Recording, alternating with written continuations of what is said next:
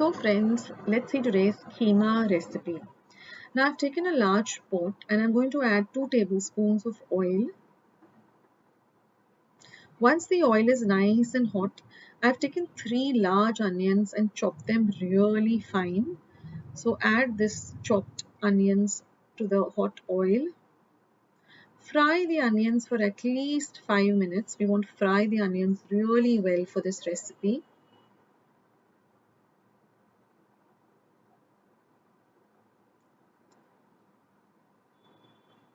Next, we're going to add 1.5 tablespoon of ginger garlic paste. Now, if you want to make the ginger garlic paste yourself at home, take 5 large cloves of garlic and 1 inch of ginger and grind it to a very fine paste.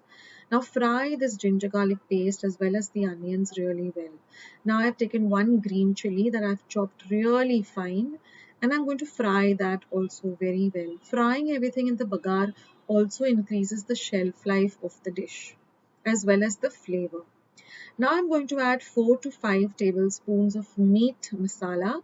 Now you can use any brand of meat masala because the ingredients are the same. Today I'm using the Suhana brand. And I'm also going to add 2 teaspoons of Kitchen King masala. Here I'm using the Everest brand, but you can use any brand. Now mix all of this really nicely together. And now I'm going to be adding half a kg or 500 grams of mince or kheema. You can add any kheema, that is beef, chicken, mutton, soya. Just mix everything really well with the bagar. That's very important that you mix everything with the bagar really well. Now I'm going to add 1 cup of water because we have to cook the chicken cook the kheema rather really well. And again, mix everything well. Mixing everything, really is important during a recipe. Now, keema is such a versatile thing. I make so many things with keema. Of course, you can have the keema like this with pão. Then, okay, now I'm going to add some salt to taste. Then if you dry the keema a little bit, you can make keema pararthas, you can make panrolls, you can make potato chops. The list is endless. So now mix everything really well and depends on how you want to have it. If you want to have it as a curry, then add a little more water. Now I'm adding 2 teaspoons of Kashmiri red chili powder. One is for the color and also it enhances the taste. And I'm going to add one very favorite ingredient of mine, which is 2 tablespoons of kasuri methi, which is nothing but dried fenugreek leaves. This really enhances the flavor of this keema. Now some people like to add peas, green peas. Some people like to add small potatoes. The choice is yours. You can add whatever you want to this keema.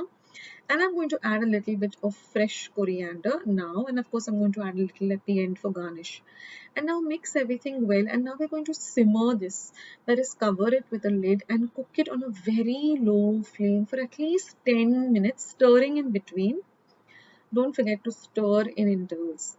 And then afterwards, after 10 to 15 minutes, I'm just going to give it one final mix so that everything comes together. And then I'm going to turn the flame off and I'm just going to garnish it with some lovely fresh coriander.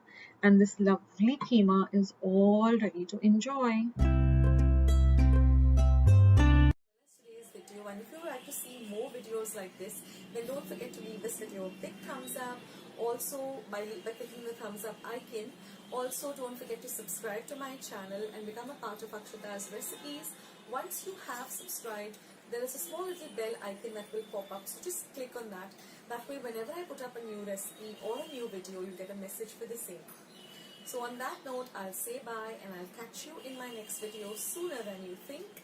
This is Akshata saying bye, take care, stay healthy, stay fit, be kind and loving to one another. So till we meet again, bye.